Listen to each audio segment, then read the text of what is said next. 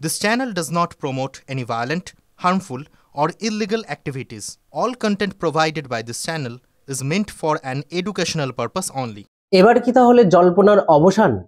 পাকাপাকিভাবে রাজন্না হালদার এবং প্রান্তিক চক্রবর্তী বিজেপিতে যোগদান করছেন।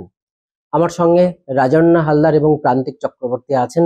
আজকে সকালে তারা কি বলছেন, কখন জয়েন করছেন, আমরা বিস্তারিত একটু জানবো তাদের থেকে। দিদি, জয়েন করছেন বিজেপি? সম্ভাবনা তো অবশ্যই উড়িয়ে দেওয়ার এখন আর কোনো প্রয়োজন আমি বোধ করছি না। দেখা যাক, মানে জয়েন করছি এটা থেকেও বেশি ইম্পর্টেন্ট প্রাসঙ্গিক যে জয়েন করে নিয়েছি, তখন আমার মনে হয় আরো বেশি ভালো করে কংক্রিট উত্তর দিতে পারবো। আগে জয়েনিংটা হয়ে যাক, তারপর এই বিষয়ে বিস্তারিতভাবে আলোচনা করা যাবে। সকালের পোস্ট অবশ্যই সেটা তো আমি আগেও বলেছি, এখনো বলছি, আপনাদের চ্যানেলেও বলেছি যে change is the only constant, এবং মাই বেঙ্গল ইজ ব্লিডিং। ডেমোক্রেসি ধার চাই, গণতন্ত্র ধার চাই, চাই গণতন্ত্রে গণদেবতা শেষ কথা বলুক, মানুষ শেষ কথা বলুক, এবং আমি মানুষ হিসেবে চাই চেঞ্জ খুব প্রয়োজন। সে কারণের জন্যই বিজেপিতে আসার ভাবনা। অবশ্যই এটা তো অস্বীকার করার জায়গা নেই। দাদা, সকালের পোস্ট এবং যে টাইম, সকালে নির্ধারিত একটা টাইম ছিল এবং তারপরে বেশ কিছুটা সময় অতিক্রান্ত হয়েছে, অবশেষে বিজেপিতে যোগ দিচ্ছেন। না, অবশেষে বিজেপিতে যোগ দিচ্ছি এটা যতক্ষণ না যোগ দিচ্ছি এটা বলতে পারি না।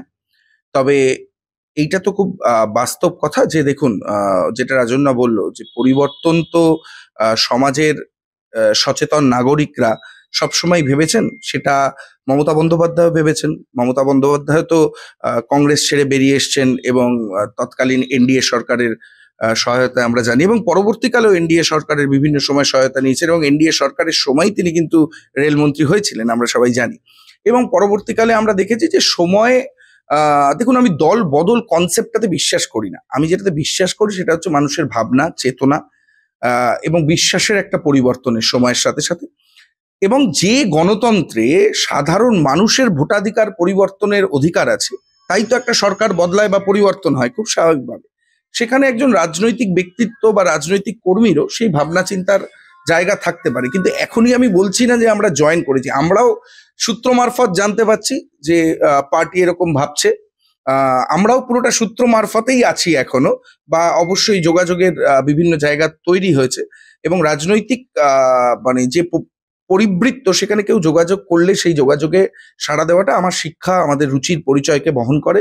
কিন্তু যতক্ষণ না জয়েন করছি, আমি কখনোই বলবো না জয়েন করছি, কিন্তু আমার কোথাও দাঁড়িয়ে মনে হচ্ছে যে বাংলায় আমাদের মতো তরুণ যুবক যুবতীদের শিক্ষিত সমাজের, যেভাবে আমরা 2009-10 সালে দেখেছিলাম শিক্ষিত মহল, শিল্প মহল, শিল্পী, বিভিন্ন সমাজের গুণী মানুষরা একটা নতুন কিছুর ডাক দিয়েছিলেন বাংলার স্বার্থে, সেরকমই আমরাও সেই জায়গাটা বারবার বলেছি, আজকে বলে নয়, এবং বারবার বলা হচ্ছে ভোটের আগে। দেখুন, ভোটের পরে হলে বলতো যদি কোনোভাবে সরকার পরিবর্তন হলো আপনারা কি ক্ষমতার লোভে এলা।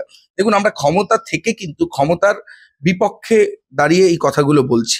তো সেই জায়গা থেকে এখানে নির্বাচন আসছে কি আসছে না সেটা গুরুত্বপূর্ণ নয়, গুরুত্বপূর্ণ আমাদের চেতনা, বিশ্বাস, ভাবনা এই মুহূর্তে কি ভাবছে এই সময় দাঁড়িয়ে, সেটাই।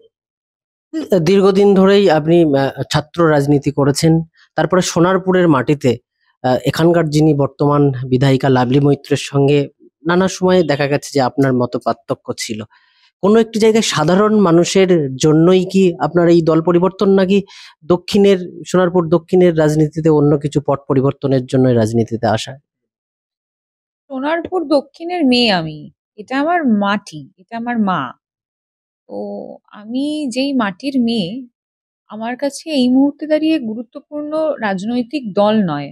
মাটির ক্ষেত্রে আমার কাছে গুরুত্বপূর্ণ যে আমার মাটির বাকি আমার আরো মায়েরা, আমার পরিবার, মাটি মানে তো পরিবার, সেই সামগ্রিক পরিবার তারা কি যতটা আম, সুখকর পরিবৃত্তে থাকার কথা ততটা থাকতে পেরেছে।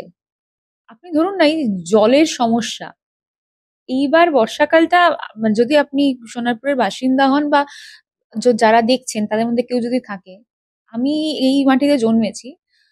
আহ অবশ্যই যিনি বিধায়িকা হয়েছেন তিনি তো এই মাটিতে জন্মাননি। এই মাটিতে যারা জন্মেছে তারা দেখবে বিগত 5 বছরে বর্ষাকালে আমরা জানতাম একমাত্র মিশনপল্লীতে জল জমে, কারণ ওটা নিচু জমি। সোনারপুরের সাহেবপাড়া অঞ্চল বা এমন অনেক অঞ্চল আছে যেগুলো উঁচু জমি ছিল, আমরা জানতাম। সেখানে 1 কোমর জল, সেই জল থেকে শুধু মানে একদিন উঠলো নেমে গেল এরকম ব্যাপার নয়, সেই জল স্থায়িত্ব পাচ্ছে, থেকে যাচ্ছে।